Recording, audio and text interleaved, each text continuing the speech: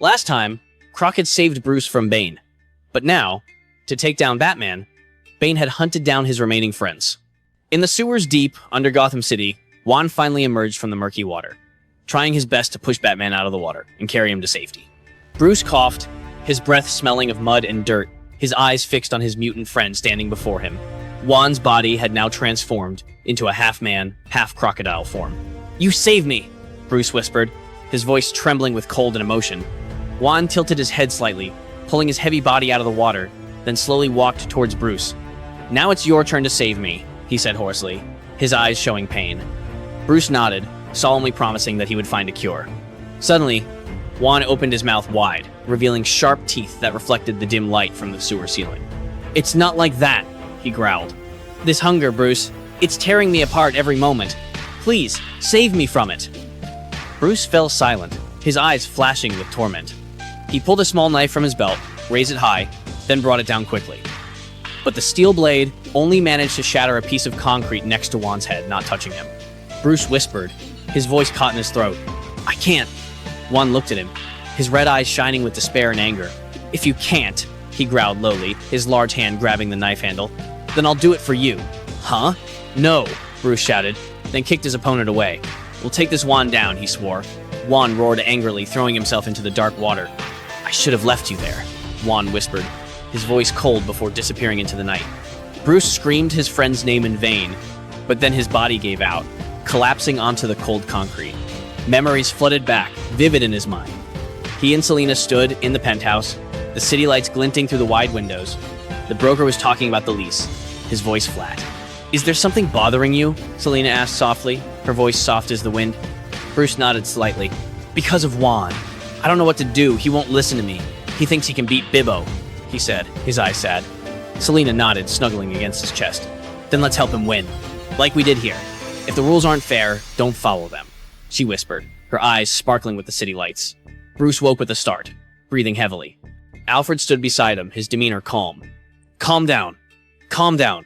It's been 20 days since I found you collapsed on this floor," Alfred said softly, his hand carefully examining him. But the young man pushed Alfred away, his voice gruff. 20 days. Bruce was stunned, gasping in surprise. Alfred just nodded slightly, the light in his hand illuminating Bruce's tired eyes. "Yes, and you need more time. What they've done to your body, I'm not sure you can fully comprehend," Alfred said softly, his voice heavy with worry. He explained that the venom had traveled down his spine and into his brain, a terrifying system implanted deep within. Bruce turned away, gently pushing Alfred aside, and reached for his clothes. "I'm fine, Pennyworth," he said quickly, his voice low and hard. Without waiting, Bruce left the room, stepping out into the damp Gotham night. He walked along the streetlights illuminating his thin, swaying figure. Suddenly, his legs gave way. Pain coursed through his body, like electric currents burning through his veins. He could feel the venom creeping in, taking over every breath, every heartbeat. But Bruce gritted his teeth, fought it with a steely will, pulled himself up, and continued walking. Finally, he reached the familiar house. The door opened, and in the doorway stood his old mother, her eyes filled with worry and astonishment. She rushed forward, her arms tightly around her seemingly lost child. "Oh, thank God," she whispered, trembling. Bruce bowed his head slightly, his voice choking. "Mom, I'm sorry." She backed away, tears streaming down her wrinkled cheeks. "I'm scared, Bruce," she said, her voice cracking with pain. "I'm scared that one day, I'll get that call again." Each ringing sound. And then she thought of what had happened to Ozzy, she whispered. Bruce looked down at her, fear flashing in his eyes. "Wait, Ozzy?" he asked. They rushed to Gotham General Hospital. Bruce and Martha pushed their way through the crowd of police, Bruce thanking Mayor Gordon for taking care of his mother. Then he pushed past everyone and entered Dr. Oswald's office. Leslie Tompkins was waiting, warning him of what he was about to see. Bruce looked at his friend in horror. Oswald's body was broken, disfigured beyond recognition. "Bruce, I've never seen anything like this," Leslie whispered. "Whoever did this must be a creep," she continued. A few days ago, Bane had walked into the safe house, looked down at his lifelong group of friends, and then stared at them. "Who are you?" Ozzy yelled at him, but Bane's arms shot out like a flash, wrapping tightly around Ozzy's neck. You want to be that big, don't you? Tank-like muscles, your boots supporting you." Bane growled before pinning Oswald to the ground. He pounded Oswald repeatedly, bones cracking with each blow. Bruce watched as Leslie gently described Oswald's condition. Every bone in his body was broken. If he survived, he would lose 2 feet in height and his limbs would never be the same again. Pain would follow him for the rest of his life, Leslie whispered, her voice haunting. Bruce blinked, paused, then nodded. I'll do my best. We all will. Is Harvey coming? He asked, his voice quiet. Leslie shook her head, her eyes sad.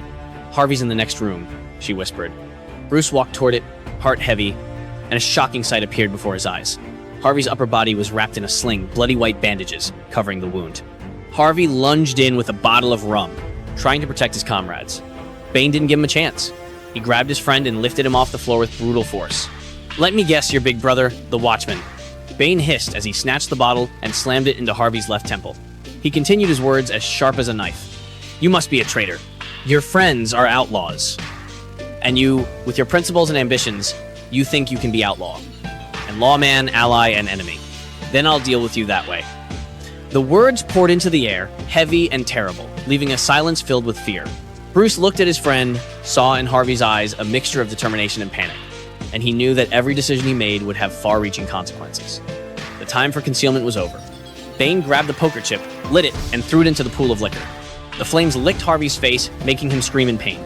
Harvey stared at Bruce now, his eyes burning, telling him everything. I'm sorry, Harvey. It's my fault, Bruce whispered, his voice choking.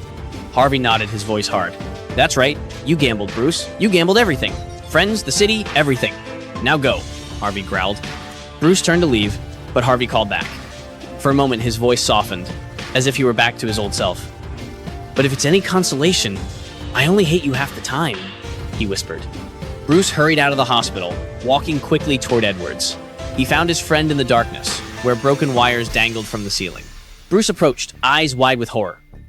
I'm fine, Bruce. Just working here, Edwards said quietly, as Bruce held out his hand.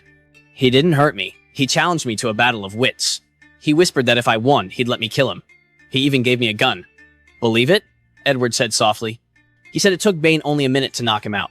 Then the man put his hand on his head and gouged out his eyes. Before he knew it, Bane was shaking him and smashing the front of his skull against something hard, the area of the forehead responsible for thinking. I felt it, Edward whispered. It all became absurd. Truth turned into questions. Questions were everywhere, he said. Edward looked up, his eyes almost directly meeting Bruce's. The part of his brain where he had wired the wires was exposed. You helped me.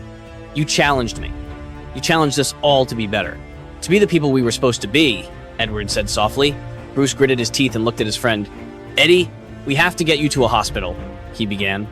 But the pain made him double over as the venom spread through his veins again. Eddie smiled at him. It seemed like he was challenging you too, Bruce. So solve this riddle for me. What are you going to do about it? Eddie asked, his voice both teasing and serious. Bruce then returned to the bunker and found Alfred preparing for battle. Bruce changed quickly, signaled his allies to retreat, and told the red-hooded man on the other end of the line to cancel the order. Cancel, he said shortly. The voice on the other end of the line protested angrily, but Batman had already hung up. He bowed his head, his eyes meeting Alfred's. So that's it, kid. Are you going to shut down operations? Alfred asked as he donned his armor. Bruce slammed his hand on the table, shattering a coin. My friends? Batman's voice echoed, dry and cold. Alfred looked at him, understanding. Yes, you did. The question is, will you let this break you? The old man asked, his voice both stern and gentle. Suddenly, the red warning light flashed repeatedly, its flickering light painting patches of light and dark on the wall. The hatch was broken open, the sound of metal scraping against metal rang out like a death knell. Batman hissed, his voice like steel. He's here! It's him! Alfred whispered the name like a curse.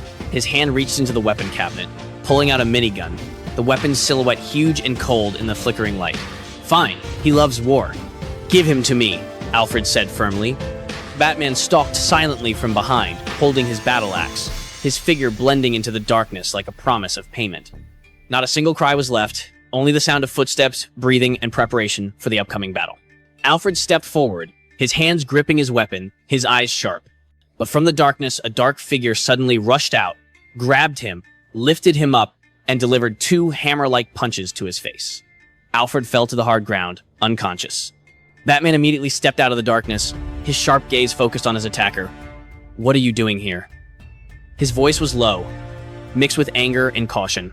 The woman standing before him raised her eyebrows slightly, her face half hidden in the flickering light. So, goodbye, Bruce, Selena said, her voice soft but full of meaning. And that was the end of Scott Snyder's absolute Batman Hassone 2, a chapter that left readers speechless. Bane in this part did more cruel things than ever to Bruce's friends. The Red Hood gang appeared for the first time, and Catwoman wore a strange mask, almost a copy of the familiar Black Mask. The story became more and more hysterical, dramatic and haunting. So what do you think about the developments in today's story? Share your feelings below in the comment section, and don't forget to like and subscribe to watch more interesting videos.